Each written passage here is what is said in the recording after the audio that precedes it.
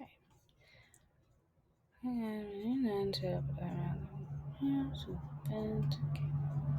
Hi guys, my name is Anne. Oh, not hi guys. Hi, my name is Anne. I'll be. oop. Hi, my name is Anne. I'll be talking today about the 2011 Tohoku earthquake and tsunami that happened in Japan.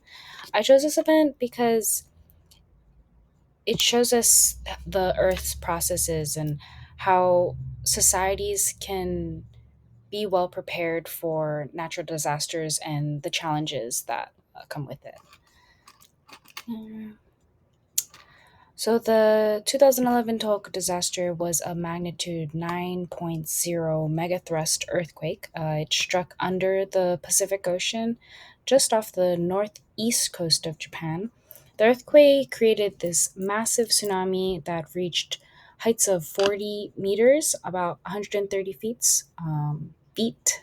It was in meters because in Japan that is their unit of measurement. This tsunami, it was so strong that it caused a meltdown at the Fukushima Daiichi nuclear power plant, and it created another problem there, which is a nuclear plant exploding. Um, so this disaster, it happened off the coast of Honshu, Japan's largest island. On the map that I'm about to show you in a second, you can see the Japan Trench where the Pacific Plate is subducting under the North American Plate. The coastal towns like Sendai, Ishinomakai, and Ri- Rikuzu Nitaka, if I said that right, were hit the hardest. The tsunami waves uh, traveled across the Pacific, and it also reached places like California and Chile as well. This is the map that I have. It's a little bit blurry, um, but yeah, you can see this is kind of the pattern that the earthquake went. Um, Sorry.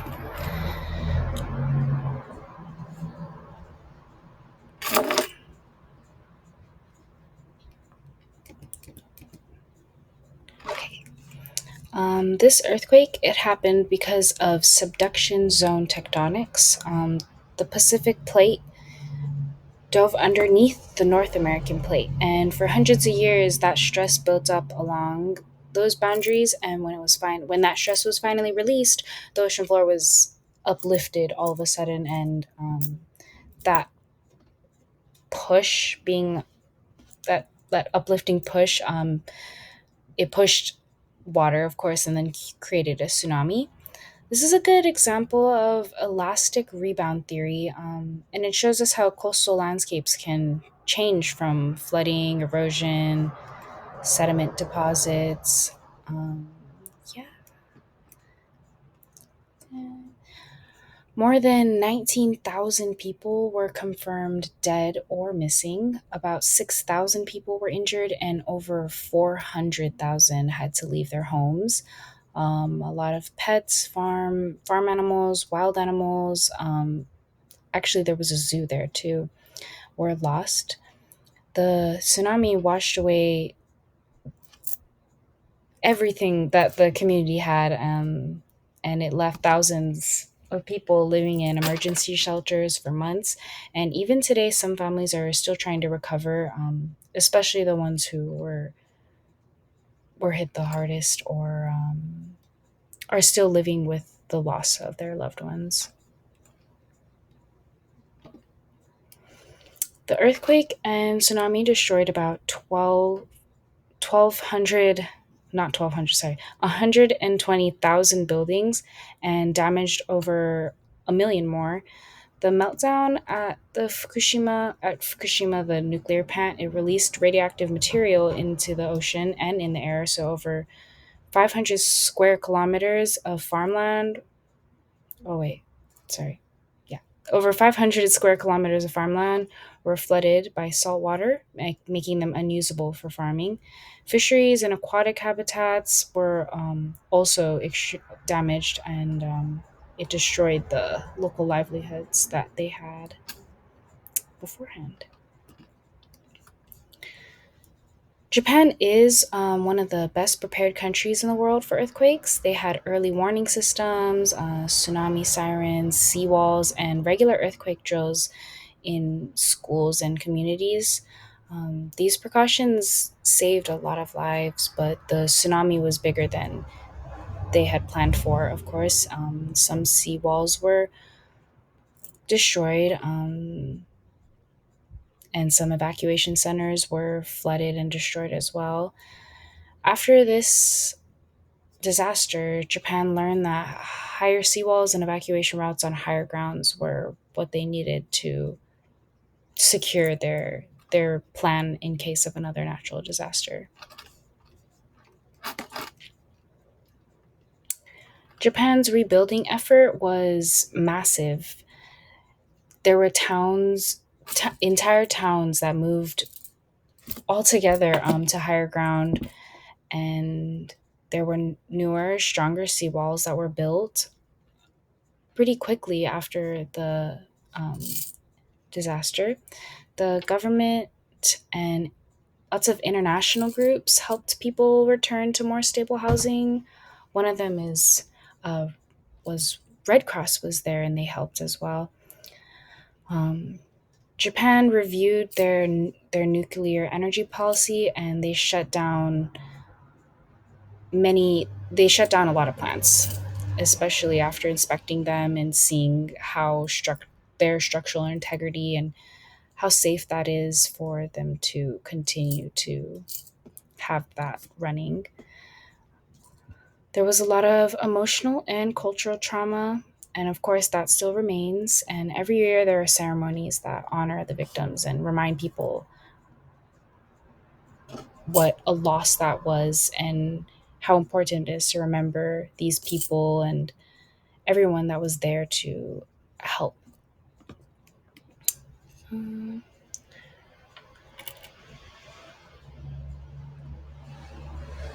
There were also human factors, things that people did that made the disaster worse. There were coastal areas that were densely built over time, so it put a lot more debris in people's way during the tsunami and during the earthquake. Well, yeah, both. The seawalls gave everyone a false sense of security, so a lot of people didn't evacuate right away. Um, in that town, specifically in a lot of towns in Japan, Jap- the government makes their people try to feel safe. Try not to make anyone scared about the chance of a natural disaster happening. Um, which yeah, it gives people a lot of false sense of security, and they don't believe when things are being said. And um, they also with the nuclear meltdown, um, they didn't have enough power to back up Fukushima, and which that made the meltdown worse, of course. Um, and some interesting facts that I found, or that I learned just through this: the earthquake shifted the Earth's axis by about 10 inches. It also made the day shorter by 1.8 microseconds. Japan's coastline actually moved about 8 feet east, and the tsunami waves crossed the whole Pacific Ocean. Oh, sorry. The tsunami waves crossed the whole Pacific Ocean, and it caused damage um, in California and Chile, but along the Pacific coast. There's a lot of videos on the tsunami, and some of the videos are actually quite terrifying. I didn't add any, but if you have the chance to go take a look at those, please do. So, in conclusion, the 2011 Tohoku earthquake and tsunami showed us that there are dangers to subduction zone earthquakes, and it's a lot more powerful than people expect it to be, or people believe that it is. Even with having a lot of preparation for natural disasters, nature can always surprise us, um, and it can tear down seawalls, of course, in ways that people didn't expect it to. These are some of my sources, and I also left all of my sources here at the end as well. Cool. Thank you guys.